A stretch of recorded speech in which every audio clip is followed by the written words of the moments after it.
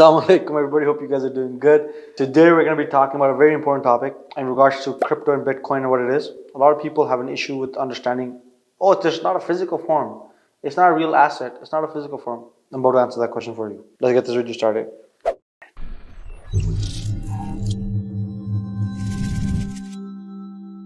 Alright, this video is going to be a short one, a sweet one, a cute one. So you can send this to everybody else so they understand this conceptually in regards to one, is it an asset class? And two, concept of is crypto halal.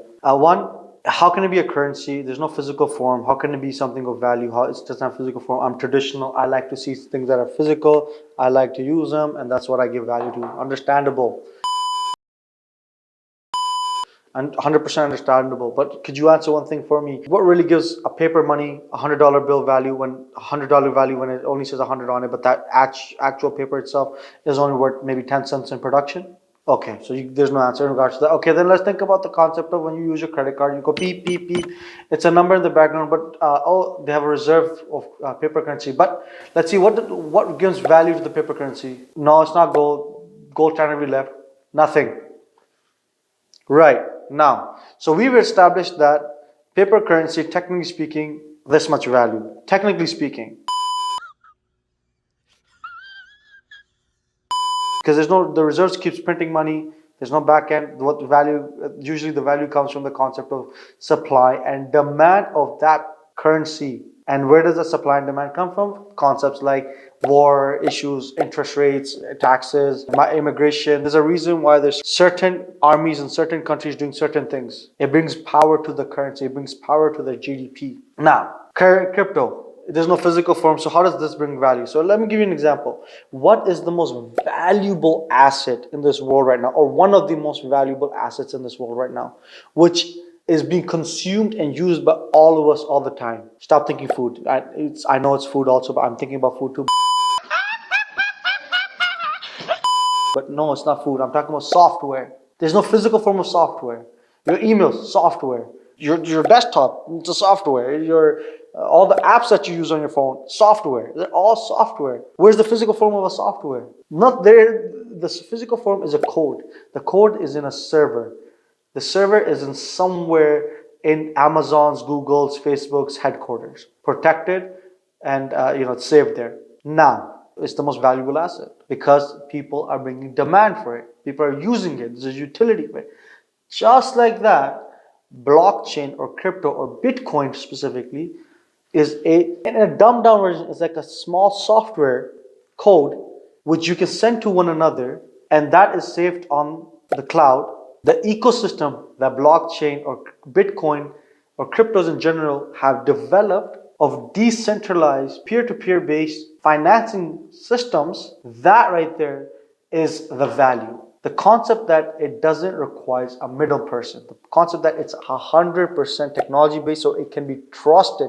For example, in 2008, when the crash had happened, it was because there's middlemen involved. And they continuously oversold, sold, and oversold, and oversold the concept of overselling. They sold derivatives upon derivatives upon derivatives. Imagine somebody saying, oh, I think the market is going to go down, so this thought is something I'm going to sell. So then the next person comes, oh, he thinks that's going to sell, so I think he's wrong, so I'm going to sell this thought. Because there's middlemen involved. So that when you take out the middleman, when you give it direct to direct, one-to-one concepts, and then you have a global peer-to-peer structure in place that protects it.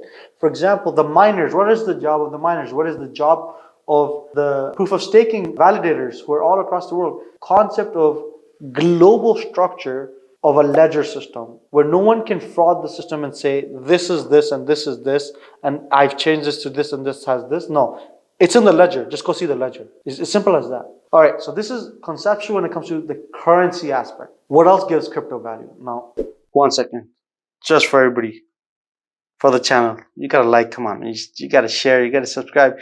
You've been watching these videos, you gotta do all this stuff. I'm teaching you how to make that Mashallah money. Inshallah, you make that Mashallah money. And may bless you and your family and bring barakah in it. Let's make that Mashallah money together. Like, share, subscribe. You have to understand there's developments and futures of how society runs. There's also development and how the future comes when it comes to the development of software and the security and the hacking of it. Now, I'll give you one conceptual aspect is blockchain or cryptocurrencies and their codes or their ledgers are unhackable by the current computers that we have. By data, the current computers that we have on average in our homes, it will take 500 years for them to hack the blockchain or these different blockchains and currencies and whatnot. It will take a quantum computer, I think it said something like 300 years, 3 years, something like that. Quantum computer, which are like rare, like only IBM and Google has one or two pieces in the world because they've produced it or they're making quantum computing. And I'm pretty sure once quantum computing becomes in the corporate hands, their majority of their interest is not to hack blockchain, but even if it is, by then there will be like 10 times more complicated blockchain developments that have already been done. Like even right now, there's development of blockchains that we don't even know. They're so complex, we don't even know what we can do with them. Like that's how complex we are. I'll give you one real life use case of blockchain utility outside of the concept of currency. And this is what's gonna blow you away. I always talk about HNT miners, and you can check right here. I've set up an HNT miner in my own house. HNT is developing the concept of proof of coverage. And through their developments and through their global system structures that they have deployed, they can technically bring 5G solutions to your house without having the government involved, without having corporates involved. The only thing that the corporate or some type of business will need to be involved is the concept of giving the initial 5G network accessibility. Then this ecosystem or these networks of many routers all across the world will take from one to another and bring 5G networks to everybody. And they can technically do this. And they're working to do this, and they're going to deploy this in America, where your routers and those 5G routers in your house that people have bought will be deploying 5G Wi-Fi, to the society that they're in. And because it's peer-to-peer, it's, normal human beings like me and you, is peer-to-peer.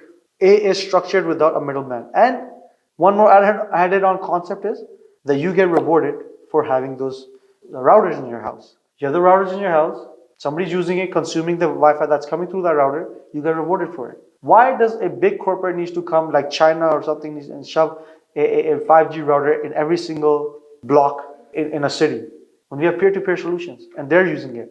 So that is the power of peer-to-peer and the concept of blockchain. And yes, it does have value, not because it's physical, but literally because it's not physical. Oh my God! Digital and cloud-based solutions.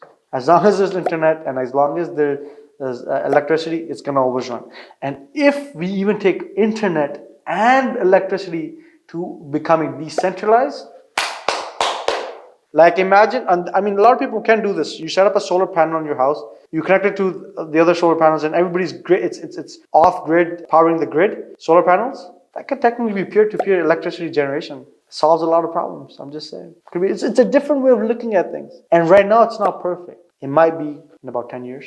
Just the way .com boom was not perfect. And now in 10 years, Amazon, Facebook, Google, and all these big companies are out of it. Think about it, learn about it. Don't follow me, but follow at least educational-based writing and books on this. Read them. Understand it.